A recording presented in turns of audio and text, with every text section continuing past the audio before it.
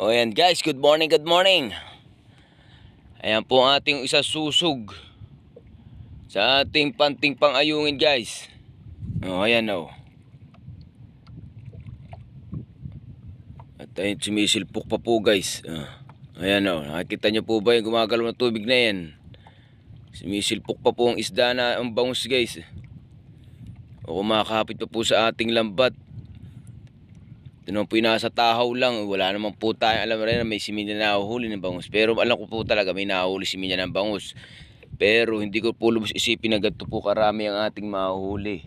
Isa po isa susug lang po natin. Baka po siya ay may kulang-kulang na 10 kilo guys.